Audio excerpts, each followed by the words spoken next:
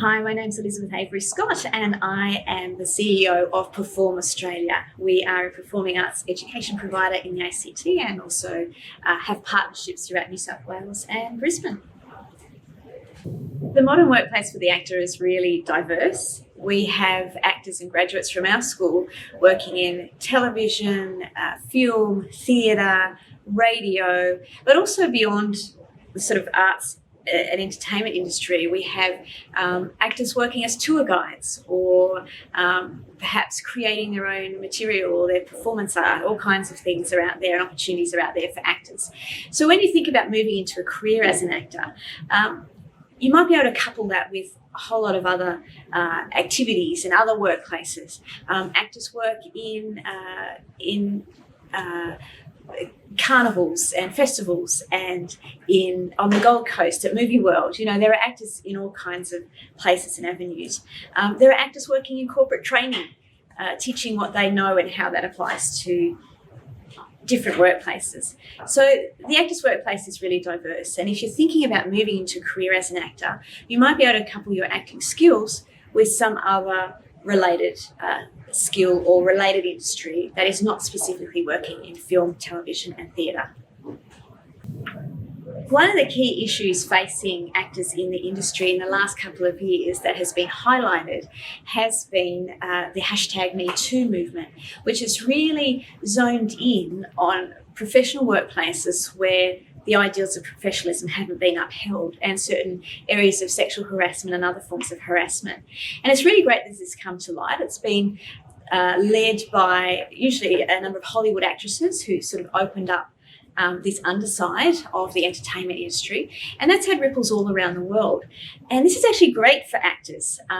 Both men and women have been affected by this particular problem, and now there are theatre companies, there are screen agencies, production companies. They all have codes of conduct now for how people ought to behave and how people ought to relate to each other. So what this means is that the workplace for the actor has actually become a lot more safe. And some of these high-profile cases like Harvey Weinstein and others have really made people focus on what is important, and that's just great for actors and others working in the entertainment industry.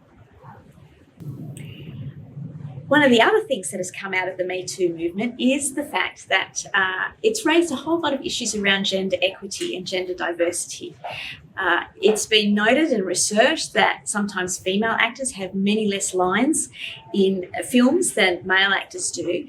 And there's been some wonderful innovations around that, and particularly by female-led production companies who are making films and other art forms in theatre and so on, where greater roles for women are being developed. So the future is bright in that regard. That's not to say that there are still not issues with some of these gender inequities that are out there, but into the future we can expect that we will see better roles for women in films and storytelling. We can see more gender equity in terms of pay and those other things that have come to light as a result of some of the issues raised by the Me Too movement.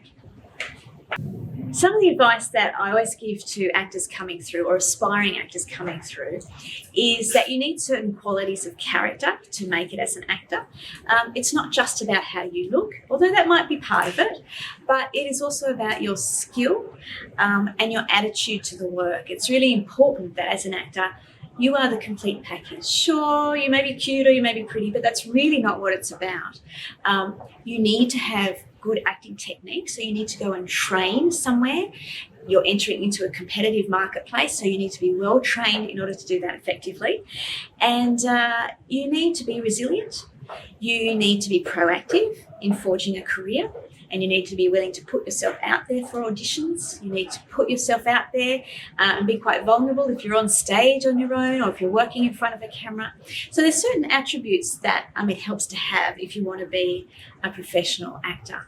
And then it's about networking, meeting the people who are in the industry, getting to know people who you know is quite important as an actor, but also being able to make your own work. And that's one of the emphases at Perform Australia and some of the courses that we run, is that we equip young actors not only to be artists or creative artists, but also to be business people. And particularly if you do our advanced diploma, you'll pick up a whole range of business skills around how do you operate as a freelancer, how do you promote yourself and your work, how do you put on a show, how do you create a show, what are some of the considerations for that, or how do you pitch an idea to a film production company.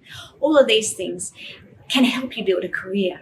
So often people think, well, I've got to give up everything to become an actor. Well, yes and no. You do need to create a life where you can go out and go for auditions, go for shows, but it doesn't mean you can't have another job as well. In fact, most actors in Australia would have another job to support themselves, and they're able to take time off from that job and go and work on certain projects. So it's about creating a life. It's about having certain attributes and characteristics. It's about being able to work hard and be professional and knowing what the etiquette is as an actor. All of those things make you the complete package as an actor. So my advice to young people who are hoping to move into acting as a career is to work on all those things. Work on yourself, work on your skills and your training, and get yourself into a position where you are able to pursue that dream.